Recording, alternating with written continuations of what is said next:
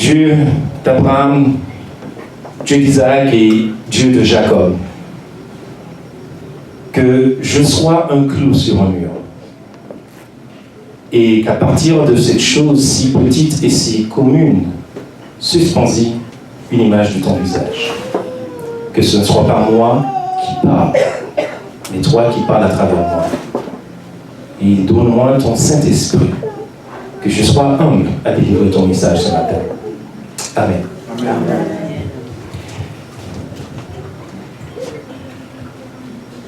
Est-ce que je suis connecté maintenant?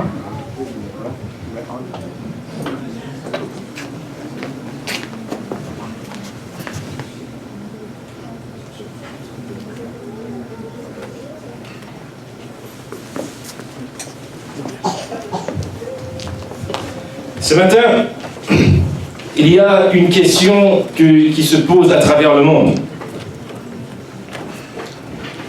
Il y a une controverse aujourd'hui à quoi et à qui croire, la science ou Dieu. Mais le message de la santé, moi je vous dirais, il ne doit pas être présenté sans parler de la science. Parce que la science va vous prouver que tout ce qui est dans la Bible est réel. Mais n'oubliez pas, qui était arrivé d'abord? La science ou Dieu? Merci. Dieu est toujours 10 pas en avance sur la science. Et ce matin, je vais vous présenter comment Dieu, dès le départ, il nous avait déjà tout donné. Parce que Dieu est le plus grand médecin que le monde ait jamais connu, que nous n'avons jamais eu.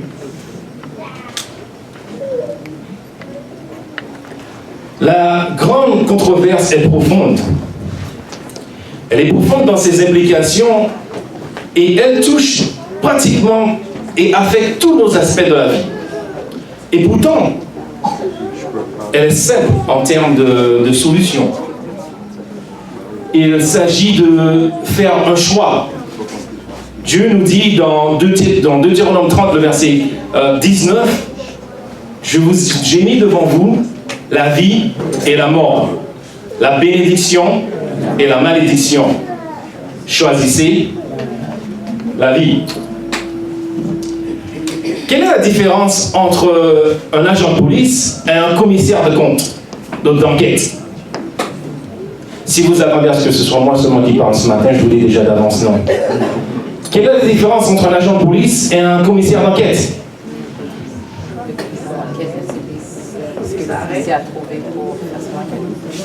Exactement. Le commissaire d'enquête, il fait des recherches plus approfondies qu'un agent de police. Il cherche des preuves. Des fois, il cherche quoi? Du sang. Quand on étudie la santé, on doit être comme un commissaire d'enquête. On doit chercher des preuves. On doit fouiller un peu partout, creuser, parler de certaines choses que personne ne veut entendre. On doit apporter la vérité. Dieu est un Dieu d'ordre. Amen. Amen. Et Dieu nous ramène toujours au commencement. Et ce matin, je vais vous montrer comment dans pratiquement tous les messages, même avec les disciples, il ramène toujours les disciples au commencement. Si vous voulez comprendre comment on devra vivre, comment le corps humain a été créé et quelle nutrition il devait avoir, il faut commencer à la Genèse, au commencement. Sinon, on va tous être perdus.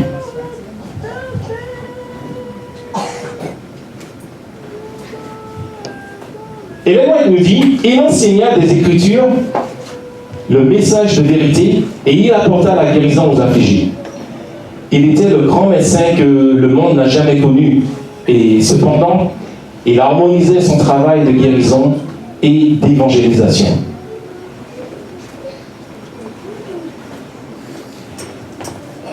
Comme je vous ai dit, le message de la santé est relié au message du troisième ange. Et quand nous présentons le message de la santé, il doit être présenté de façon simple, que tout le monde puisse le comprendre. Il ne s'agit pas de faire certaines personnes se sentir mal à l'aise. Il ne s'agit pas de faire certaines personnes se sentir supérieures à d'autres. il ne s'agit pas de dire que si nous ne sommes pas végétariens, nous n'irons pas aux cieux. Il ne s'agit pas de parler seulement de la santé physique, mais il s'agit de parler d'un style de vie. Le message de la santé est bien plus profond que l'aspect physique ou l'élément physique ou ce qui fait sur le physique. Il y a aussi le psychique et surtout le spirituel. Dieu n'a jamais séparé les deux. Il était capable de prêcher et d'avoir cette harmonisation de tout. S'il vous plaît, j'ai jusqu'à quelle heure? J'ai jusqu'à quelle heure aujourd'hui? Dieu merci. Je ne garderai pas toute la journée.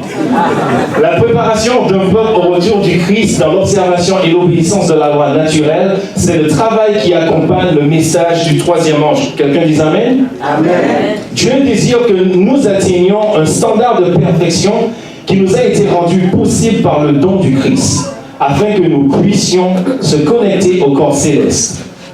Il fait appel à nous pour que nous adoptions ces principes qui resteront en nous l'image divine. Dans ses Écritures et dans le grand livre de la nature, il a révélé des principes de vie. Ça, c'est intéressant. Parce que, en fait, quel est le but du message de la santé de l'après-midi? Quel est l'objectif du message de la santé? Je n'entends pas. Nous soyons en bonne santé. C'est ce que tout le monde pense. Non. Ce n'est pas le but du message de la santé, ni l'objectif d'ailleurs. Quelqu'un d'autre? De nous faire prendre conscience. Comment? De nous faire prendre conscience. C'est vrai. Ce que vous avez dit, c'est vrai. Hein? Ce n'est pas l'objectif, ni le but. Honorer Dieu. Ah! Comment ça se rapprocher là? L'objectif du message de la santé est de restaurer en nous l'image de Dieu. Dieu, quand il nous a créés, quel a été le but de notre création? Ah, non. Refléter son image. Ça, c'est après. Quand Dieu a créé l'homme, qu'est-ce qu'il voulait? Refléter son image. Ça, c'est après. Oui, tout ça, c'est vrai. Tout ça, c'est vrai. Mais il voulait avoir une communication, une relation personnelle. Rappelez-vous de cela. Dieu voulait pouvoir communiquer avec l'être humain. Donc quand il a créé l'homme pour restaurer en nous son image. Et c'est tellement important parce qu'en fait, quand on comprend cela, vous verrez que le message de la santé, bien qu'il a de merveilleux effets physiques sur l'être humain et aussi psychiques, mais il a encore une richesse spirituelle. Et nous avons besoin de cette balance pour être en bonne santé. Les 8 lois de la santé, je pense que vous les connaissez tous maintenant. Vous avez passé toute l'année à en discuter. Mais moi, ce matin, je suis ici pour vous dire, en fait, il y a 10 lois de la santé. Il n'y a pas que 8 lois de la santé. Il y en a 2 qui ont été ajoutées.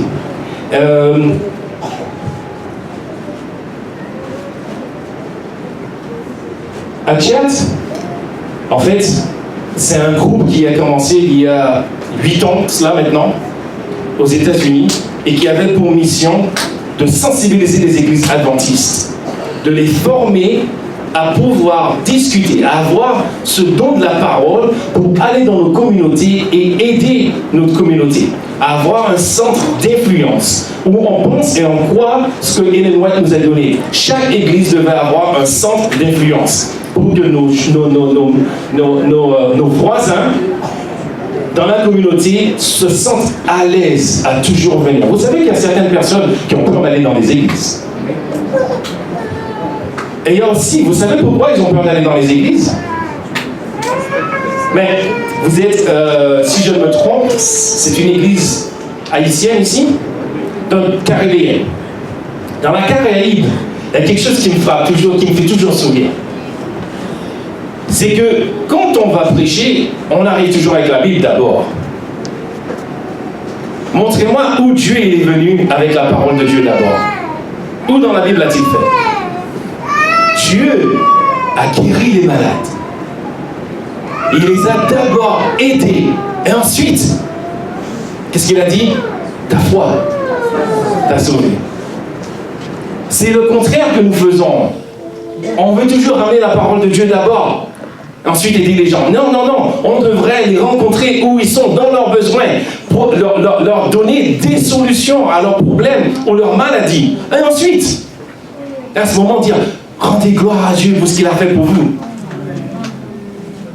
Donc, à Chet, on a un programme qui s'établit sur un acronyme qui s'appelle The New Life. Est-ce que vous avez entendu parler de The New Life? Certains d'entre vous? Très bien, s'il n'y en a pas trop. The New Life est le programme, justement, qui vous montreront les 10 lois de la santé. Et il y en a eu 2 autres que nous avons ajoutées. Et c'est ce que je veux me concentrer et un peu discuter ce matin.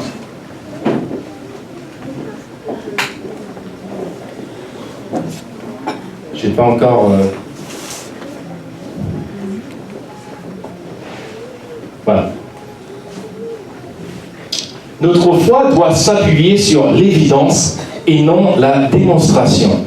Très important, parce que la science s'appuie sur quoi? La démonstration. Dieu nous demande de quoi? D'avoir la foi en lui. Dieu ne condamne pas notre incroyance. Il nous donne l'évidence qui doit être prudemment recherchée avec un esprit d'humilité et d'enseignement. Et ceci permettra d'évaluer le poids de l'évidence. Malheureusement, je pense que j'ai un problème sur mes PowerPoints. Ça ne vous montrera pas le clip qui vient ici. Mais Dr. Oz, il parle d'un sanitaire de guérison qui vient du soleil. Il parle de sanitarium. Est-ce que vous avez jamais entendu le mot sanitarium? Oui, bien sûr. Vous savez que ce mot n'existait pas avant que l'Église adventiste du 7e jour l'ait établi. Et à cette époque, il s'appelait le sang. Il y avait du monde de partout dans le monde, des célébrités qui venaient pour se faire guérir là-bas. Où sont nos sanitariums? Qu'est-il arrivé? Comment avons-nous perdu cette vision? Maintenant, il y a des sanitariums dans le monde qui n'ont rien à voir avec les adventistes. Vous connaissez l'acteur Zac Efron? Zac, il est dans la trentaine.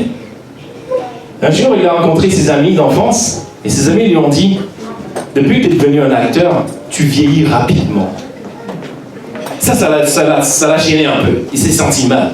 Donc, il a commencé à faire des recherches, à savoir comment être en bonne santé. Et il a trouvé un livre d'une auteure qui s'appelle Ellen White. Il a lu le livre. Il est devenu végétarien. Et il a dit depuis, il se sent en meilleure santé qu'il n'a jamais été. Il a de l'énergie comme il ne l'a jamais eu. Il n'est pas adventiste. Ça m'a fait réfléchir. Ça m'a fait réfléchir parce que vous savez, frères et sœurs, que Dieu nous donne certaines missions, un message. Quand on le rejette, qu'est-ce qu'il fait? Il passe à quelqu'un d'autre. On ne pourra pas arrêter le message continuera, mais nous, on pourra rater le bateau. Noé, il avait construit une arche pour combien de personnes? Tout le monde. Exactement. Dis ça plus fort. Tout le monde. Pour tout le monde. Il espérait que tous les habitants de la terre, à cette époque, seront sauvés. Ça, c'est un message pour notre jour. Aujourd'hui, j'ai trouvé, c'est très bizarre pour moi de prêcher ce message à ma première venue. C'est en général le dernier message que je passe. Sur nos séries de séminaires qu'on fait sur la santé, celui-là, c'est toujours le dernier. Mais aujourd'hui, on commence à l'envers. Dieu seul sait pourquoi. Donc, Dr. Oz, il parlait de la guérison à partir du soleil.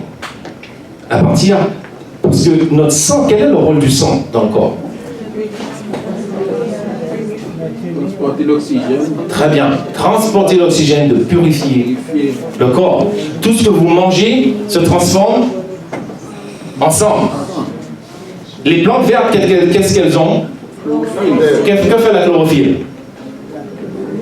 La chlorophylle se transforme plus rapidement en sang et dure plus longtemps que le sang. C'est pour cela que quand vous mangez des plantes vertes, elles vous donnent de l'énergie. Et c'est pour cela que la viande, au contraire, qu'est-ce qu'elle fait? La viande, il faut comprendre, elle diminue la durée de la vie. La Bible le dit et la science le dit aussi. Nous avons deux commandements que Dieu nous a donnés, les deux plus grands commandements. Les deux autres lois qui s'ajoutent à la loi de la santé sont basées sur ces deux commandements. Le premier, avec moi tout le monde, vous le connaissez, aime le Seigneur ton Dieu de tout ton cœur, de toute ton âme. Et le deuxième commandement, souvenez-vous de cela.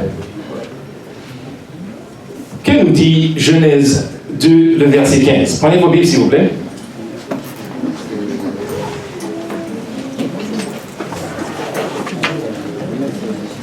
Là, nous allons commencer notre enquête.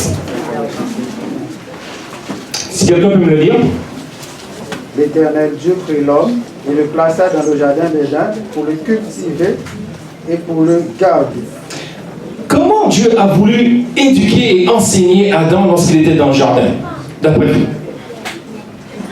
Comment Dieu a enseigné Adam? À travers le travail. Comment? À travers le Un travail. peu du jardinage. À travers la nature, oui. Adam est devenu un cultivateur et il a gardé le jardin. Mais que veut dire le mot garder?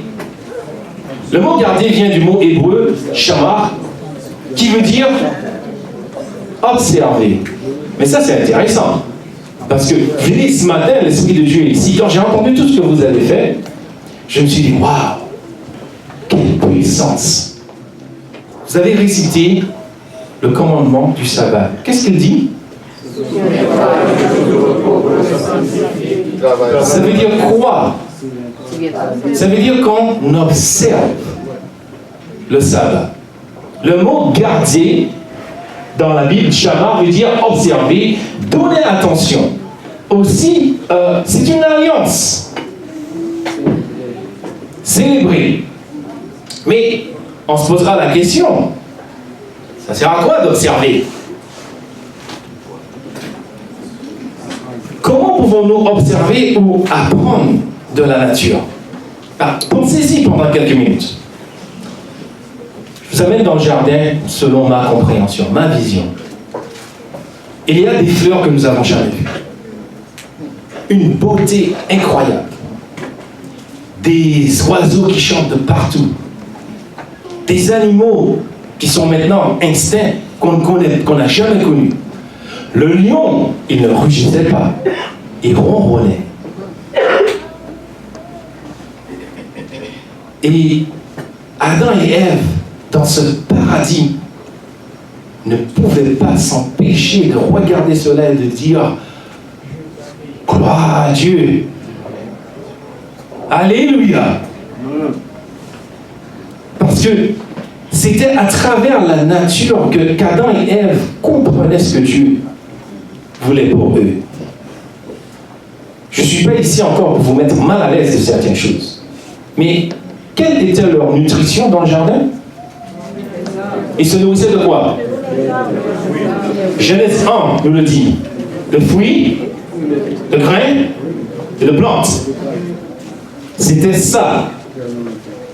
Non, pas leur nourriture. C'était la nourriture de l'être humain. Là, je vais répéter encore. C'était la nourriture désignée pour l'être humain qu'il soit en bonne santé. C'est après que les choses ont changé.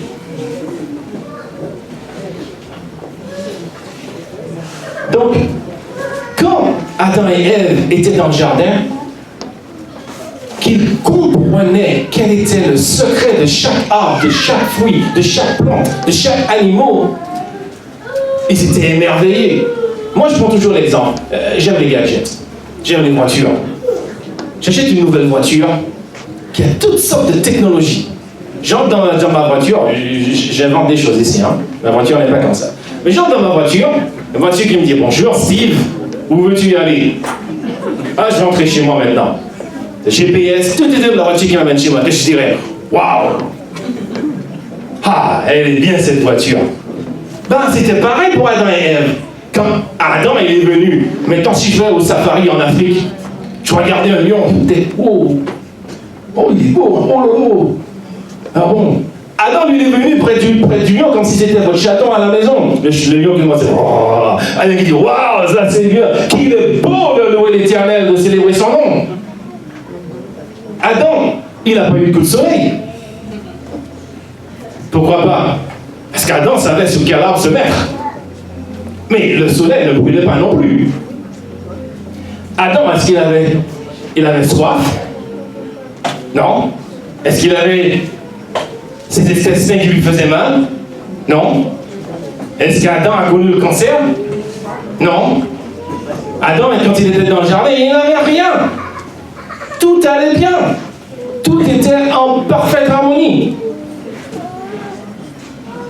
Maintenant, on comprend pourquoi David, lui, pouvait dire « Tu me réjouis par tes œuvres éternelles et je chante avec allégresse l'ouvrage de tes mains. » Il est impossible pour nous de comprendre ce que Dieu nous donne, de comprendre le message de la santé et de venir chaque samedi matin à dire « Bonjour frères et sœurs, vous allez bien, vous avez passé une bonne semaine ?» Ah oui, la semaine était difficile. Hein? Ah, j'ai des problèmes partout. Mais Dieu a créé le sabbat pour cela, pour oublier tout ça. Il nous a donné un jour.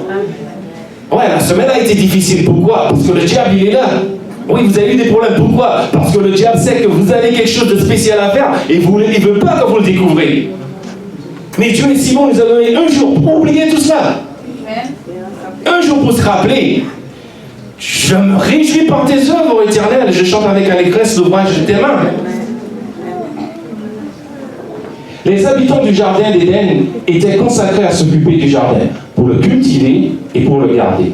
Leur occupation n'était pas pénible, mais énergisante. Dieu désigna le travail comme une bénédiction pour l'homme, afin d'occuper son esprit, de fortifier son corps et ses facultés. Voilà la raison pour laquelle Dieu a placé Adam et Ève dans le jardin.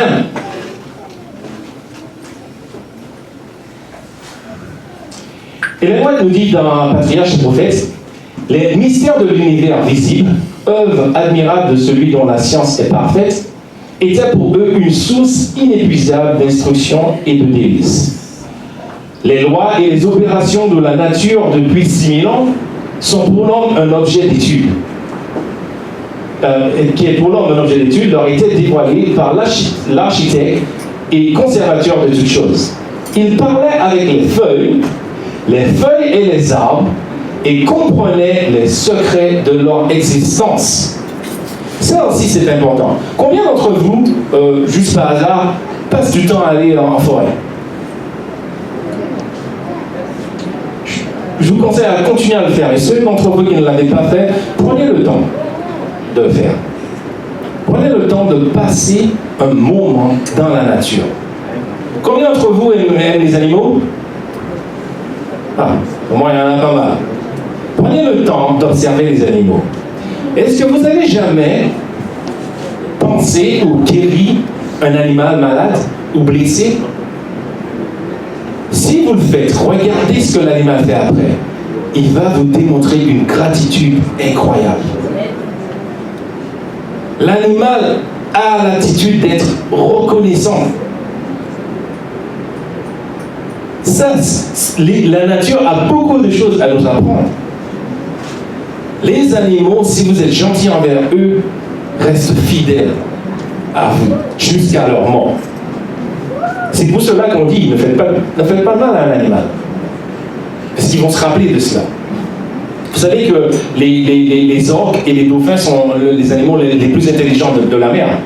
Un orque, si vous l'avez fait quelque chose de mal, ils ont une mémoire photographique et sont capables de se souvenir de votre visage même après 30 ans.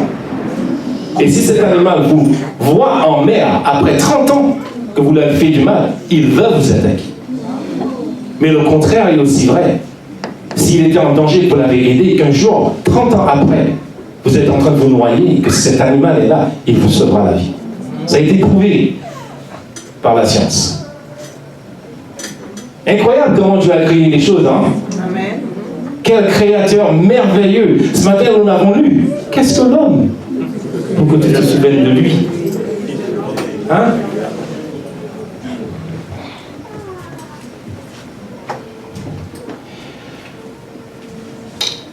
Docteur Monica Galliano de l'Université de l'Ouest de l'Australie a voulu faire une expérience.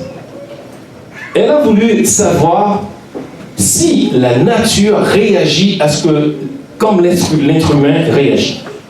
Vous savez qu'il y a certaines ondes que nous ne pouvons pas entendre, ni ressentir. Et elle a voulu savoir comment les arbres réagiront de certaines ondes de musique. Donc ils ont commencé à jouer de la musique à des ondes à 220 Hz. Et ils se sont rendus compte que quand les arbres ont entendu la musique, les racines se sont dirigées vers le son. Aussi, ils ont fait une autre étude qui se passait en Amazone. Il y a un arbre qui était coupé, qui apparemment devrait être mort. Mais ils se sont rendus que 15 ans après, l'arbre était encore en vie. Et ils ne comprenaient pas pourquoi. Donc, ils ont commencé à creuser la terre pour trouver le secret. Et ils se sont rendus compte que les arbres qui étaient à côté de cet arbre coupé ont accroché chacun leurs racines l'un contre l'autre pour nourrir cet arbre qui était supposé être mort. La nature comprend beaucoup plus de choses que nous le comprenons. Comment pouvons-nous savoir ceci et ne pas dire Alléluia? Amen. Gloire à Dieu. Vous savez que rendre gloire à Dieu est une guérison physique? Amen. Je vais vous le démontrer. En louant Dieu, en donnant gloire à Dieu, on peut avoir des poumons très forts. Vous savez comment? Dites Alléluia. Alléluia. Alors, c'est pas comme ça que ça se prononce. Le mot en anglais a un H. Et le H doit être prononcé. On doit prendre de l'air, remplir nos poumons d'air, utiliser notre diaphragme pour supporter l'air et dire Alléluia. En faisant cela, vous permettez à vos poumons de s'étendre, de sortir, de s'éclater. Cela vous rend en meilleure santé. Il est beau de louer l'Éternel et de célébrer son nom au très haut. D'annoncer le matin.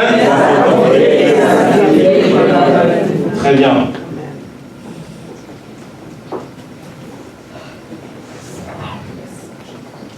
Sur chaque feuille de la forêt, ils voyaient inscrit le nom de Dieu. L'ordre et l'harmonie de la création leur révélaient une puissance et une sagesse infinie. À chaque pas, ils découvraient quelle merveille qui leur inspirait un amour plus profond et leur arrachait de nouvelles actions de grâce.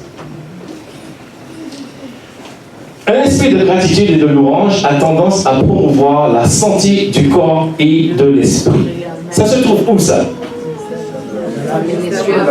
Ça se trouve aussi dans la Bible. Pourquoi je vous dis ça se trouve dans la Bible? Parce que les scientifiques ont fait cette découverte. Et ils essaient d'en parler comme s'ils sont les premiers et qu'ils l'ont découvert.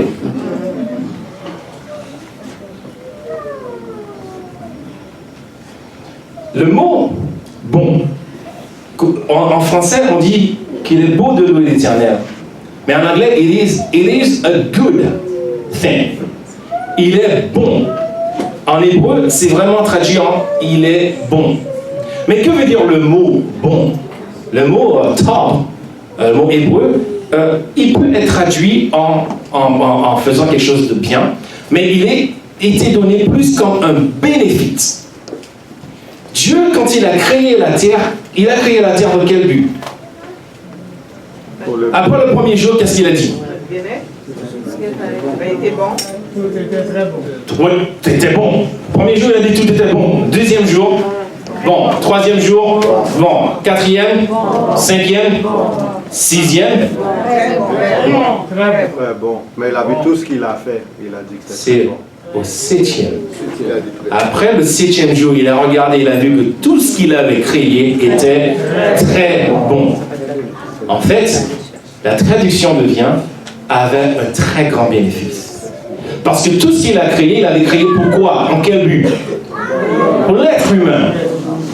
Quand Dieu a regardé et qu'il s'est reposé le sabbat, qu'il est venu parler avec Adam, qu'il a voulu avoir cette relation, c'est là qu'il a regardé. Il a dit, voilà, tout est très bon maintenant. Tout a un bénéfice.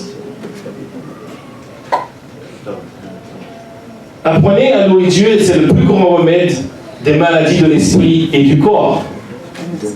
Voilà ce que la science dit. Les adultes qui fréquemment sont souvent reconnaissants ont beaucoup plus d'énergie, beaucoup plus d'optimisme, plus de connexion sociale et plus de joie que ceux qui ne le sont pas, d'après les études qui ont été faites au cours des dernières décennies. Ils ne racontent rien que la Bible nous dit. Hein. Et pourtant, eux se rapprochent à ce que nous apprend la Bible.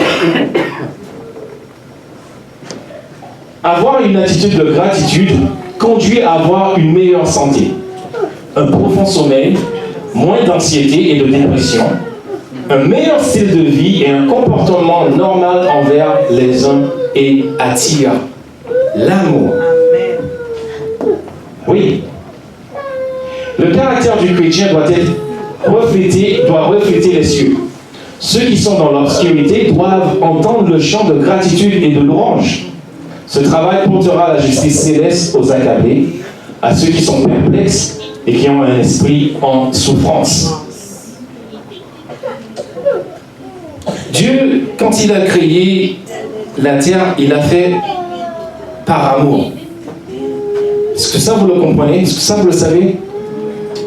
Dieu, quand il s'est reposé le sabbat, est-ce qu'il avait besoin de repos? Est-ce que Dieu a besoin d'une louange? Il a les anges qui le louent et qui le font beaucoup mieux que nous. Je voudrais que vous compreniez une chose aussi. Lucifer, quel était le travail du diable au ciel? De louer Dieu. C'était le premier qui commençait à louer Dieu et les anges le suivaient. Vous pensez que le diable ne sait pas comment louer Dieu? Est-ce que vous pensez que le diable veut qu'on découvre comment louer Dieu? Parce qu'il sait, à partir du moment que vous allez faire cette découverte, ça va être difficile pour lui de vous rendre malade. Non, je suis sérieux, frères et sœurs. Il le sait qu'à partir du moment que vous allez découvrir comment louer Dieu, ça va être très difficile pour lui de vous rendre malade. Parce que où Dieu est, le diable ne peut pas être. De la même façon où le diable est, Dieu ne peut pas être. Ils ne peuvent pas être à la même place au même moment. Est-ce que le diable vient dans l'église? Ah, frères et sœurs, vous pouvez le croire. Pourquoi il est à l'église? Parce que les anges ont été créés différemment que nous. Nous avons été créés avec le choix, la liberté de prendre des choix. Les anges ont été créés pour certains buts. Chaque ange a un but essentiel qu'ils font. Lucifer a été créé pourquoi? Vous pouvez être sûr que chaque sabbat il est à l'église. Parce qu'il est là pour perturber la louange. Il est là pour mettre du doute. Il est là pour, quand vous entendez le message de Dieu, quand vous dites ça, il est là. Créer la division. Qu'est-ce qu'il me raconte? Mais qu'est-ce que c'est? C'est n'importe quoi. Moi, je ne veux pas faire cela. C'est pas Dieu qui vous fait penser comme ça, frères et sœurs. Le diable, non seulement il est à l'église, mais il connaît les prophéties bien mieux que nous. Il étudie le temps de la fin. Il sait très bien que son temps est terminé. Le diable est venu sur la terre comme un lion, sachant qu'il a... Maintenant, je dis sachant qu'il n'a plus.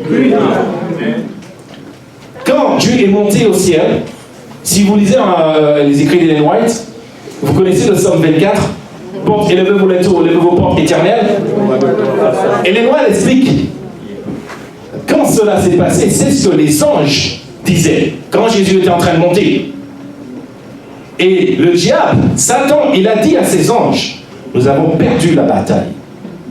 Maintenant, portez vos efforts, doublez vos efforts sur les élus. Parce qu'à partir de ce moment, il savait qu'il n'avait plus de temps. Imaginez maintenant à quelle période de la prophétie vivons-nous? À quelle période de la prophétie vivons-nous? Qu'est-ce qu'il reste? Qu'attendons-nous? Vous devrez être des enquêteurs. C'est une question qu'on devrait se poser chaque jour, pas seulement chaque sabbat, chaque jour. qu'attend Dieu de moi? Notre rôle n'est pas de venir ici, d'avoir un beau sourire, d'être élégant, de beaux habits, avoir une coutume d'aller à l'église. Ce n'est pas le but d'être un chrétien. Dieu n'a pas besoin de notre coutume. Dieu n'a pas besoin de notre culture. Il nous a donné une culture qui se trouve dans la Bible. De Genèse à Apocalypse. C'est ça notre culture. Amen. Ce n'est pas ce qu'on fait en Haïti. Ce n'est pas ce qu'on fait en Martinique. Ce n'est pas ce qu'on fait en France. Ce n'est pas ce qu'on veut faire au Québec. J'ai horreur d'entendre quand je vais à l'église, ouais, notre culture. Il n'y en a pas de culture, frères et sœurs. Notre culture est la Bible. Amen. Ici. Amen. Dieu a vu que tout était très bon. Nous savons aussi que dans la Bible, les chiffres, les nombres sont symboliques. Quelle est la signification du chiffre 7? La perfection. Le chiffre 6. L'être humain. L'homme a été créé au 6e jour. Le chiffre 8 symbolise la restauration et la guérison. Où cela se trouve dans la Bible? Il faut toujours pouvoir montrer à quiconque avec qui vous discutez où cela se trouve dans la Bible. Il n'est pas suffisant de pouvoir dire la Bible dit. Je vais soulever un petit point qui va certainement faire mal à certaines personnes, surtout nous les adventistes. Mais on va parler de la vérité. Je suis né à l'église adventiste et j'avais horreur d'entendre parler du message de la santé. Intéressant, maintenant Dieu m'a appelé pour parler de la santé. Mais mes parents disaient tout le temps, la Bible dit de ne pas boire de l'alcool. La Bible ne le dit pas. Frères et sœurs, il ne faut pas faire mentir la Bible. La Bible ne le dit pas. Nous, les adventistes du 7e jour, nous croyons et nous ne consommons pas d'alcool par bénéfice de la santé. Mais la Bible aussi a prévenu des méfaits de l'alcool. Paul a dit, le vin est moqueur. Il essayait déjà de démontrer, bien que vous buvez et que c'est accepté, mais faites attention, il est préférable que vous ne consommez pas. Voici ce que la Bible dit. Ok? Donc, la Bible nous dit aussi, il y a 8 lois de la santé.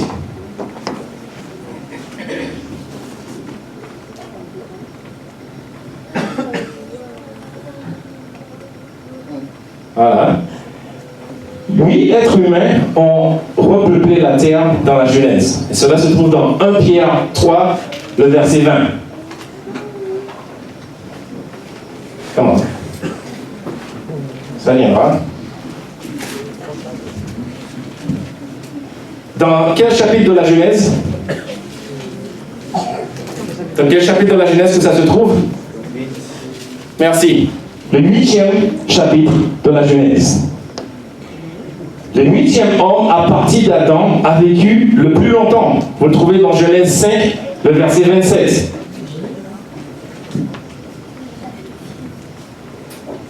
Le 8e millénium sur terre sera restauré. Le dernier point que j'ai pour montrer que le chiffre 8 représente la restauration et la guérison, pour moi, c'est celui qui me fascine le plus. Quand Abraham a eu son premier fils, Dieu lui a demandé de faire quelque chose qui sera un signe entre lui et Dieu. Quel était cela? La circoncision. À quel jour on devrait faire la circoncision d'un enfant? Pourquoi? Vous savez pourquoi? Parce que Dieu connaît toutes choses. Quand un enfant est né, le 8e jour de sa naissance, sa vitamine K est à le plus haut niveau que l'être humain n'a jamais dans toute sa vie. Quelle est la fonction de la vitamine K? Quoi d'autre? Cicatrisation. Donc Dieu savait qu'au 8e jour, l'enfant, quand il se fera circonciser, va cicatriser rapidement et guérir rapidement. Car le 8e jour de guérison.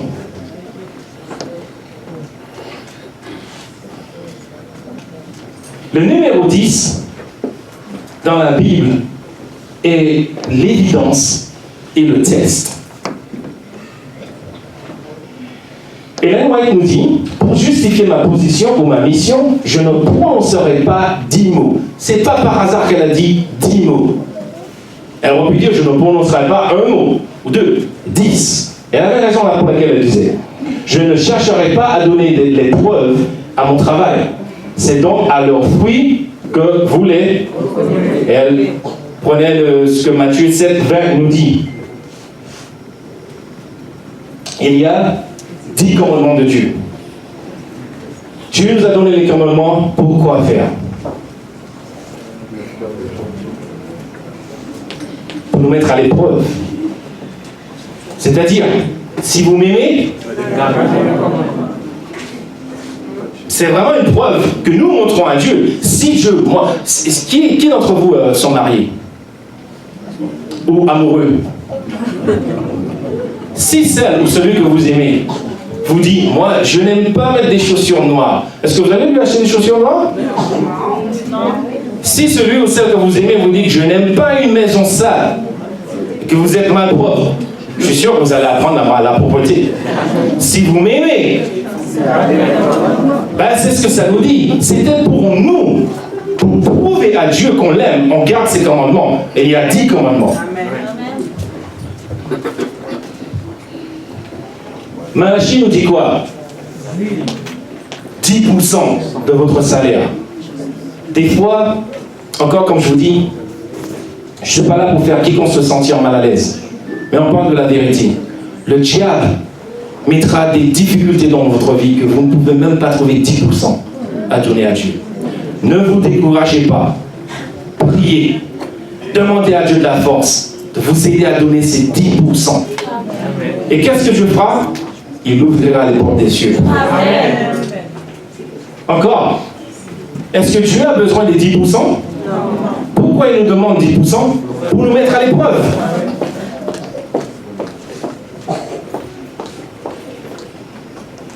La justice de Sodome aurait été sauvée ou sauvegardée s'il y avait combien de justes? 10.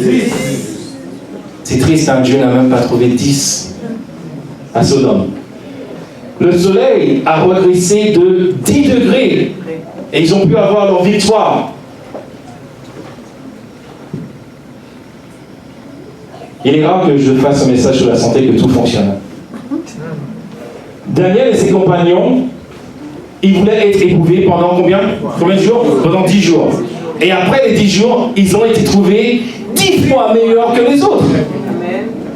C'était pas pour rien qu'Ellen White a dit, je n'ai pas besoin de prononcer 10 mots pour vous convaincre.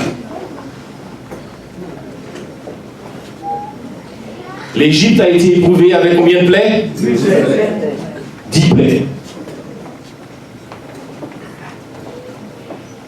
Il y a eu 10 générations avant le déluge et 10 générations après le déluge. Je vais vous montrer ça dans quelques minutes, qui devient l'étude la plus complète de la longévité de l'homme. Les 10 premières générations dans la Bible est très important à comprendre, frères et sœurs. Quelle était la nutrition de ces hommes? Ceux qui se trouvent dans Genèse 1 et Genèse 2. Lisez-le. Genèse 1 à partir du verset 20 et Genèse 2.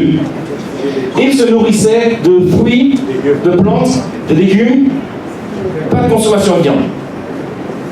10 ans après, 10 générations après, la consommation de la viande entre en être humain. Les 10 générations avant le déluge, l'homme qui a vécu le plus longtemps était le 8e. 8e génération, qui est qui? Merci. 10 ans après que la terre soit détruite par le déluge, les 10 générations d'après commencent à vivre moins longtemps. Et celui qui vit le moins longtemps est la 8e génération de Nahor, à 148 ans. C'est pas pour rien que Dieu nous avait dit et nous a donné une nutrition. C'est lui en fait qui nous a créés. Si vous avez une Toyota, est-ce que vous l'emmenez chez Ford pour être réparé? Vous l'emmenez chez Toyota. Pourquoi? Parce qu'on s'imagine qu'ils doivent être mieux connaître ça. Si vous êtes malade, est-ce qu'un médecin qui connaît la science connaît mieux que Dieu? Pourquoi prions-nous alors si on ne croit pas que Dieu est le grand médecin? Et pourtant, on ne fait pas confiance à Dieu. Pourtant, on n'a pas la foi. Parce que si on l'avait, on ne serait pas stressé. Si on l'avait, quand les problèmes arrivent, on dirait c'est rien ça. C'est rien ça, ça passera.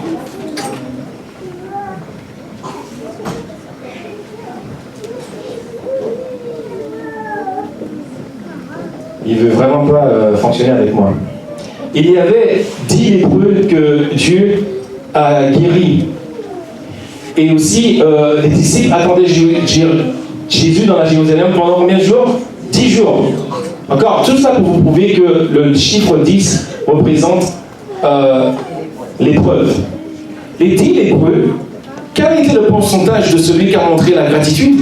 10%. Un seul est revenu.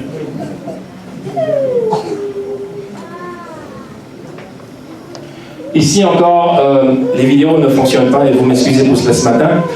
Dr. Dan Bodner est un scientifique. Il a écrit un livre qui s'appelle Blue Zone, la zone bleue. Si vous n'avez jamais lu ce livre, je vous invite à le lire. Dans son livre, La zone bleue, il parle d'une région dans le monde, au Japon, où on trouve les hommes qui vivent le plus longtemps au monde. Et une autre zone en Italie, au sud de l'Italie, où on trouve les femmes qui vivent le plus longtemps.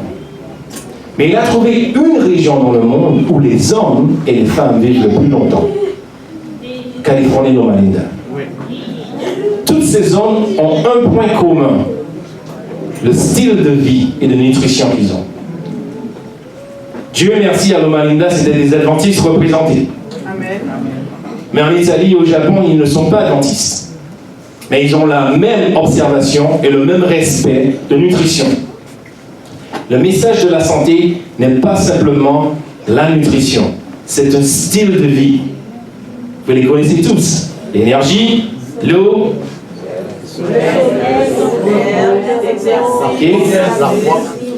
exercice.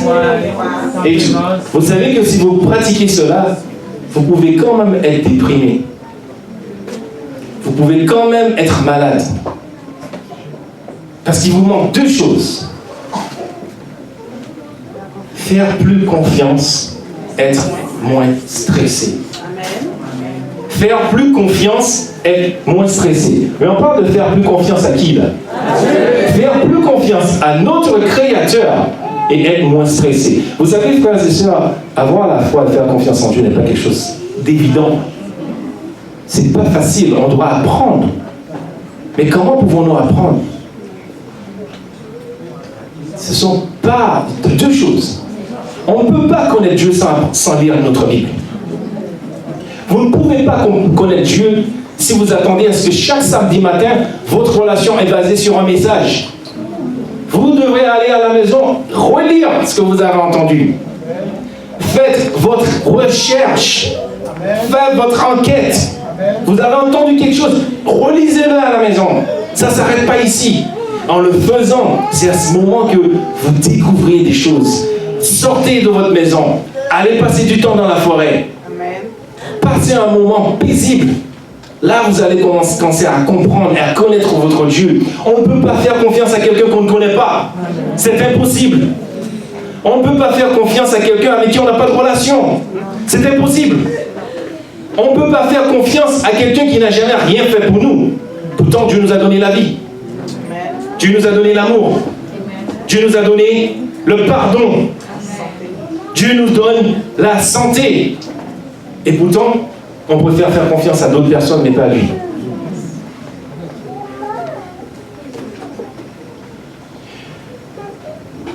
Matthieu 19, verset 8 dit, il leur répondit, c'est à cause de la dureté de votre cœur que Moïse vous a permis de répudier vos femmes. Au commencement, il n'était pas ainsi. Vous allez certainement me demander qu'est-ce que cela a à voir avec la santé. Ça a tout à voir avec la santé. Le pardon n'est pas quelque chose de facile. Si on lit notre Bible vraiment, Dieu n'est pas en accord avec le divorce. Sur aucune circonstance, il va accepter qu'on divorce. Parce qu'il a dit, c'est à cause de la dureté de votre cœur que qui? Il n'a pas dit que Dieu. Il a dit que Moïse. Ça veut dire que si vous me demandez, moi je vous dirais, pardonnez et recommencez. Les disciples ont posé la question, combien de fois devons-nous pardonner? Quelle était la réponse de Dieu? C'est symbolique. Ça veut dire, chaque fois que c'est nécessaire, vous devez pardonner. L'amour est quelque chose de très beau, frères et sœurs. Amen. Amen. Je vous donne une histoire très courte encore. Vous connaissez ce qui s'est passé au Rwanda en 1993? Il y avait une femme adventiste qui a perdu son fils, qui a été massacrée à coups de coutelas, qui a été tuée à coups de coutelas. Cette femme, après que les agresseurs se sont fait arrêter, a voulu savoir quel était l'homme qui avait tué son fils. Elle a été visiter cet homme en prison chaque jour. Tous les jours, elle a visité cet homme. Et quand il est sorti de prison, elle a demandé, me donneras-tu l'honneur de devenir mon fils? Et elle a adopté cet homme. Elle l'a traité comme son fils. Pour moi, c'est le plus grand exemple d'un être humain qui a compris le pardon. Cette femme est une adventiste. Cette femme est quelqu'un qui a compris qu'être adventiste n'a rien à voir que d'aller à l'église. On doit vivre notre message. Pourquoi pensez-vous que nous sommes l'église laodicéenne? On a la vérité, on la connaît, mais on ne la vit pas. Ce n'est pas une fierté, frères et sœurs.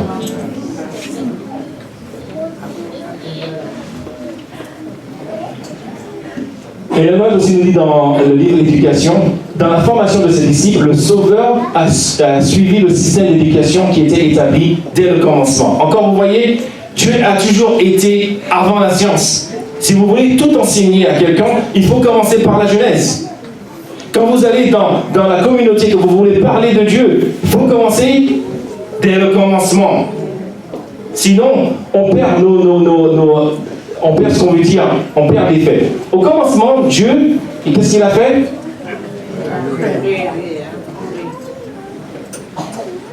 Dieu a créé la terre à travers son amour. On peut remplacer certains mots par amour. Au commencement, l'amour Au commencement était l'amour. Et l'amour était? Et l'amour était? C'est à travers l'amour que Dieu a fait tout cela pour nous. C'est par amour qu'il a créé la terre, c'est par amour qu'il nous a donné une nutrition, c'est par amour qu'il nous a donné un exemple, et c'est par amour qu'il continue à être avec nous tous les jours.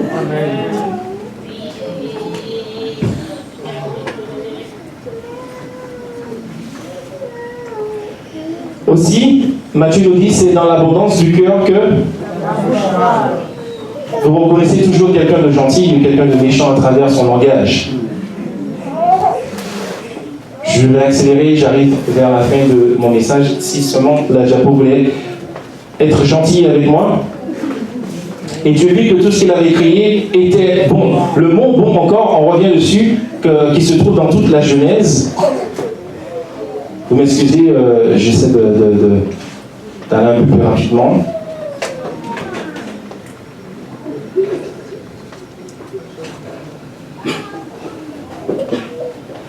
Voilà, Dieu a vu que tout était un avantage, ou avait un... Oui, vous êtes en avance de la machine. Était un bien-être pour l'être humain, avait un bénéfice sur l'être humain. Il ne veut vraiment pas fonctionner avec moi. Avait une prospérité pour l'être humain et était fait pour le bonheur de l'être humain. C'est ce que le mot bon veut dire. Quand Dieu a dit, il a vu que tout ce qu'il avait été créé était très bon. Il a vu tout ce bénéfice qu'il avait fait pour l'être humain. La dixième loi est investir du temps avec les autres. Voici celui qui manque le plus dans la loi de la santé. Et c'est exactement ce que Dieu avait compris. Quand il a créé la terre, le 7e jour, il a investi du temps avec Adam et Ève. Il est descendu du ciel, il est venu passer un moment avec eux. Le plus souvent, on pense qu'à nous, et surtout dans ce temps où nous vivons, nous n'avons plus le temps pour les autres. On n'a plus le temps de s'amuser. On n'a plus le temps de passer du temps avec quelqu'un d'autre. Ah, on est trop, tout le temps. Vous savez, en France, on a un terme qu'on utilise. Métro, boulot, dodo. Ouais. Ici aussi. Ici aussi. Métro, boulot, dodo. On n'a plus le temps pour rien. Mais non, mais passer du temps avec quelqu'un, en fait, a beaucoup de privilèges. Et il y a beaucoup plus de bonheur de donner qu'à recevoir. Il y a une étude qui a été faite 5 ans. Une étude de 5 ans a été menée par des chercheurs de 3 universités, a établi que donner de l'aide à un autre protège notre santé et prolonge notre vie. Une étude récemment publiée par l'American Journal of Public Health a fourni des preuves supplémentaires que d'aider les autres de manière tangible, non seulement protège notre santé, mais aussi allonge nos vies. Dans cette recherche, il a été constaté que ceux qui avaient aidé les autres d'une manière ou de l'autre, l'année précédente, avaient un taux de mortalité inférieur à ceux qui n'avaient pas aidé les autres. Investir du temps avec chacun.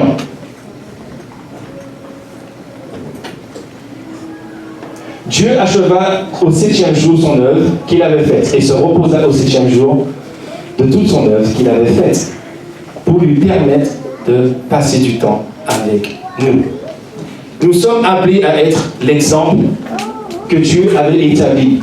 Frères et sœurs, je vous encourage à prendre le temps d'aller voir vos frères et sœurs, pas seulement quand ils sont ici. Prenez le temps d'aller visiter vos frères et sœurs dans leur maison. Comment pensez-vous que vous pourriez aller dans la communauté quand vous ne passez pas de temps avec vos frères et sœurs? Cela ne sera pas possible. Il est plus facile de parler à quelqu'un que vous connaissez qu'à un étranger. Ce sera entre moi et les enfants d'Israël un signe qui devra durer à perpétuité, car en 6 jours l'Éternel a fait les cieux et la terre, et le 7e jour, il a cessé son œuvre et s'est reposé. Ésaïe 8, 58, les versets 7 et 8 nous dit « Partage ton pain avec celui qui a faim, et fais entrer dans ta maison les malheurs sans asile. Si tu vois un homme nu, et ne te détourne pas de... » Ensuite, lisez avec moi le verset qui vient. S'il veut venir.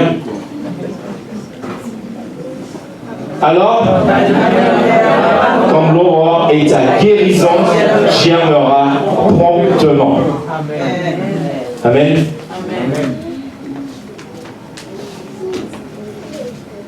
Dieu nous a donné 2 grands commandements. Il y a 2 lois additionnelles maintenant. Faire confiance et stresser, investir du temps avec les autres. Tu aimeras ton Dieu de toute ton âme, de tout ton cœur, de toute ta pensée. Tu pourras lui faire confiance et tu seras moins stressé. Aime ton prochain comme toi-même. Cela te permettra d'investir du temps avec les autres. Que Dieu vous bénisse. Amen.